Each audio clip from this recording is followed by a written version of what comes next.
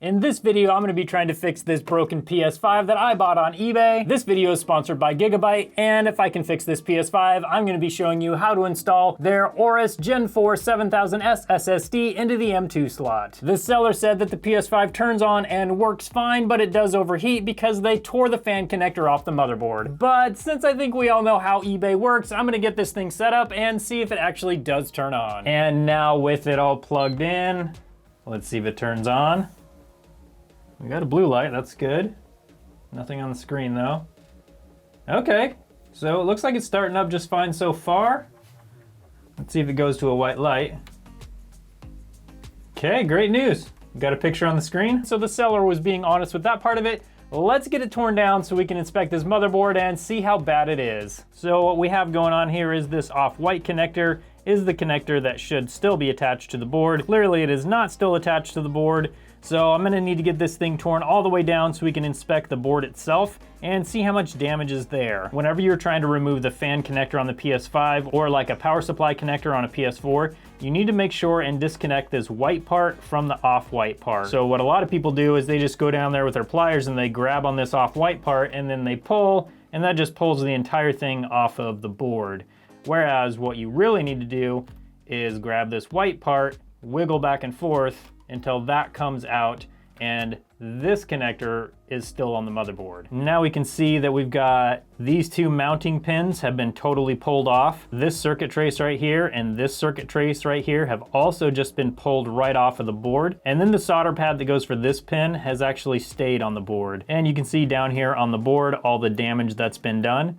So unfortunately, I can't just fix it from here. I will need to tear this thing all the way down so I can get the board out so I can get really good access to this area so we can hopefully get this connector soldered on nice and solidly. Right here, you can see the same kind of connector. Down on the board, we have the off-white connector, and then right here is the pure white connector. So I'm gonna put my pliers on the pure white connector, get a nice grip, and just pull back and forth, and then it just pulls right off. And with all the cables disconnected, we need to remove all the screws around this plastic mid-frame piece. Then we can remove the whole piece, including the disk drive and the fan. And after we get all that off, we'll have access to the board. Now, for any of you that are wondering, I did buy this off of eBay, and no, I'm not telling you how much I paid because honestly, it's a little embarrassing. But you know, sometimes you're scrolling through eBay and you just start hearing things like when I scrolled past this PS5, I just heard it speaking to me. It was saying, buy me, you can fix me. And of course I couldn't not buy a PS5 that was talking to me, so here we are. Now with that black top piece off, we can see that's all we need to remove to get to this area on the board that we need to work on. Let's get zoomed in so we can see what we need to do. So this is the connector. You can see these pins were all bent, so we need to address that. And then this is the one pad that actually was able to stick on the board. Now, the thing that I don't like about this is these are mounting pads on each side. They go right here and right here.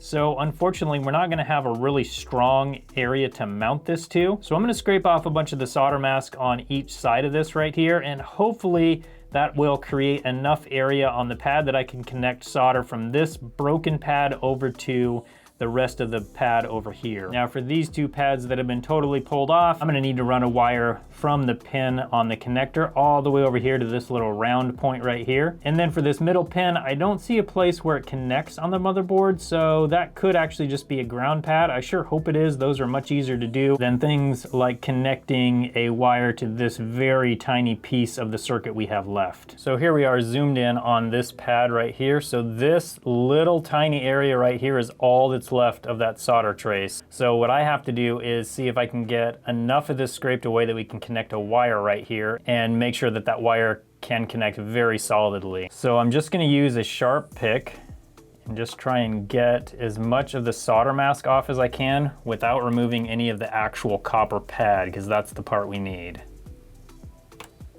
So we just gotta go very carefully. There we go, I can see some copper. Oh, this is good. Now I can't scrape very hard on this because all this copper right here is just connected down inside the board. So this right here is called a via, and that is an area where this trace right here connects to another layer on the board. These motherboards are probably like 6 layers. So this whole trace right here goes down into this via and connects to another layer somewhere on this board. I think that's enough though for me to be able to get a wire on there. So what I'm gonna do now is put some flux on that area. Then I'll get some solder on my iron. Then I'll come in with my iron and add some solder right to that little area. And then I will connect a piece of wire to that solder. And then I'll just cut the wire and wait till I get the connector installed. And then once that connector is fully installed, then I'll bring the wire around and connect it to the right pin on the connector. Okay, and now we have this wire fully connected. Looking at this pin, it looks like this just connects to ground. Let's take a look at the next pin over here. This one looks fine. I may scrape some of this off and put some solder here just to make sure that's a nice strong joint right there, because once you bend these little traces, they can very easily break. And then over here is a mounting pad. So I'll also scrape this mask off from around here, and hopefully I can add enough solder to join this part of the pad with the part that's still stuck on the connector.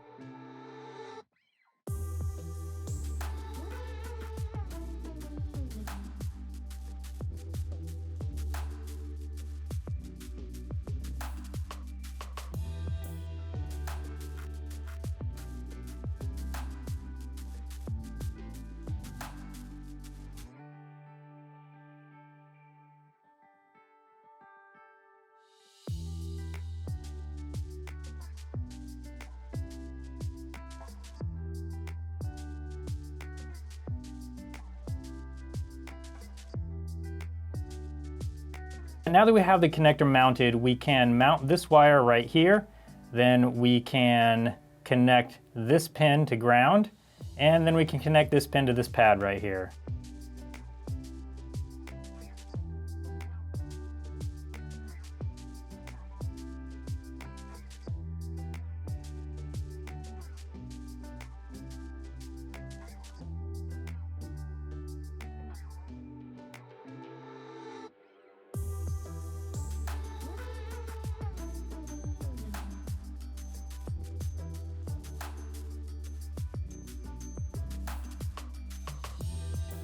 Okay, is that the perfect amount of solder or what? Okay, just kidding. These don't look the best, at least some of them, but they're definitely good enough to work, and it's plenty good enough to get the circuit working. Now, you probably saw me messing with these pads and trying to make sure they were straight. The problem is sometimes they can get crooked, and then the end of the pad that's up under the connector can connect with the other pad. So I wanted to make sure that they stayed separated, and they definitely are separated, so I'm not worried there. So next I'm just gonna clean this all up, and then we can plug in a fan and see if it'll work. Got this connector mostly cleaned up, and it actually is on there pretty solid. I'm putting a good amount of force on there, and it's not moving. So I'm actually pretty happy with how solid that is. But now it's time to connect a fan up to it and turn it on and see if that fan will work. I'm actually gonna fully install this plastic piece that goes over here because I only wanna have to connect the fan one time. I don't wanna have to plug it in to test it and then have to try and unplug it, because I don't want to take the chance of breaking those mounts off again. So I'm going to get the top plastic piece on, then we'll actually install the fan and plug it in and then see if it'll work. Okay, now that we have that top piece back on and all the screws in, let's connect this fan. First, let's make sure that it's going to connect how it should. Make sure it plugs in. Okay, that looks good. There we go. It's in there nice and solid. Okay, now let's plug it in and see if this fan will turn on. Oh, there we go, we got a fan. So the fan is working great, and as promised, now that I have the fan fixed, I'm gonna show you how to install an M2 SSD into the PS5. As I said, this video is sponsored by GIGABYTE, and they sent me their AORUS Gen4 7000S SSD, so that's what I'm gonna be using for this install. First, you're gonna wanna flip your PS5 upside down. So the disk drive is right here. And then after that, you wanna pull up on this corner and push back.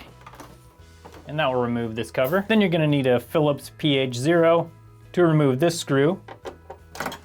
This is the cover for the M2 drive, and this is where we're gonna install the drive. If you do decide to buy an SSD for your PS5, make sure that it does meet the requirements of the PS5. One of those requirements is that it has at least a 5,500 megabyte per second speed, and this AORUS Gen4 7000S SSD has a 7,000 megabyte speed, so it's a huge upgrade over the minimum of 5,500. Once again, I'll be using a PH0 bit in my iFixit screwdriver to unscrew this screw here. It is important to note that there are several different sizes of SSD that you can get for this. If you decide to get a smaller SSD to put in, you just move this little spacer right here into the size that you're using. This AORUS SSD is gonna go right into that slot right there, so we need to move the spacer into that slot. With that spacer in, we just line up the pins on the SSD with the connector on the PS5. Give it a nice solid push, and then it needs to rest on this spacer. That will make sure that the PS5 gets plenty of ventilation, and it'll make sure the SSD gets plenty of ventilation as well. And now that we have it installed, we can reinstall the cover. This AORUS SSD fits very nicely in the slot for the PS5. It has a massive heatsink, but it fits very nicely right in the slot, and the cover can fit right on again. Now we just need to replace the cover, then I'll show you what happens when you start up the PS5. Once the PS5 starts up, it should recognize that we have installed an M.2 drive. And yes, it does. So next, we need to format the M.2 drive. Any drive you put in is gonna have to be formatted, so you can't use these for putting a game on it and then transferring it to another PS5. Every time you put the M.2 SSD into a PS5, you do have to format it. So let's go ahead and format it now. And now that it's formatted, it will tell us the read speed of our M.2 SSD, and the read speed here is showing 6,557 megabytes per second. So next we'll press OK, and it's been formatted. Once it's been installed and formatted, then you can change where your games are saved. I'll show you how to do that next. We're gonna go over to Settings, then down to Storage. And as you can see right over here, we've got M2 SSD storage, and we can go down to Installation Location, PS5 Games and Apps, Console Storage. We just go down here, and that is where we can see our M.2 SSD storage. So we'll just select that. And now all PS5 games and apps will be installed onto our SSD storage. If you like this video, you'll probably like the video where I tried to fix a PS5 that was literally ran over. I'll put the link for that video up on your screen now so you can come hang out with me and see if I could fix that one. Thank you again to Gigabyte for sponsoring this video. If you'd like to purchase the same drive that I put in my PS5, I'll put a link for that in the description. Thank you so much for watching today, and I hope you have a good one.